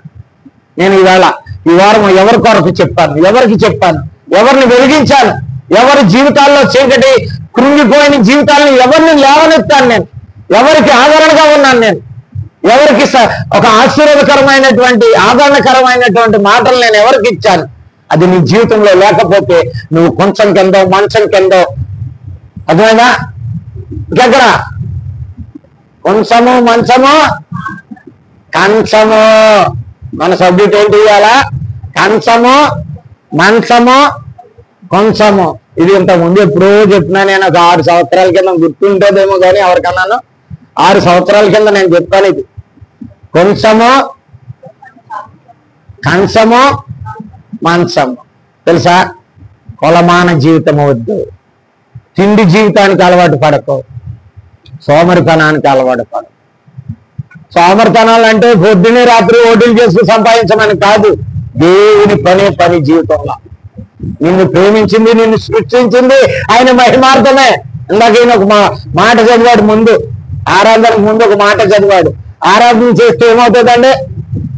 పూజ ఆరాధన చేస్తే ఆశీర్వాదము ఆదరణ, ఆశీర్వాదము ఆదరణ. తెలుసా? ఆరాధన అంటే పని చేయటం. వర్క్ ఈజ్ వర్షిప్ అంటారు. Work is worship. పని చేయటమే ఆరాధన. దేవుని పని చేయి, దేవుణ్ణి ఆరాధించు. ఆయన నిన్ను వెలిగించాడు, నువ్వు వెలిగించే పర్లేదు. నీ వెలుగు క్రీస్తు నిన్ను వెలిగించినందుకు ఆ వెలుగు ఇతరులకు చూపు. అనేక మంది రక్షణలోకి రావడానికి పాల్పడు. అప్పుడు నిన్ను, నీ కుటుంబాన్ని దేవుడు ఆశీర్వదిస్తాడు. నిన్ను, నీ కుటుంబాన్ని సంరక్షిస్తాడు. నీ కుటుంబంలో సమృద్ధి, సమాధానము, నెమ్మది దయచేస్తాడు. నిన్ను చించుగుడ్డలు ధరించుకోవడానికి మరి తిండి లేని వాళ్ళుగా ఆత్మీయ దరిద్రం పొందినట్లయితే భౌతికంగా కూడా నువ్వు దరిద్రుడు అవుతావు. ఆత్మీయంగా దరిద్రులు కావద్దు. ఉపవాసం చేయండి. ఉపవాసం అంటే ఏంటి? ఉపవాసం అంటే తిండి లేకుండా ఉంటాం అనుకుంటున్నారు వీళ్ళు. ఉపవాసం అంటే అర్థం తెలుసా? వాసము. వాసము తొందరగా చెప్పండి, ముగించేస్తున్నాను.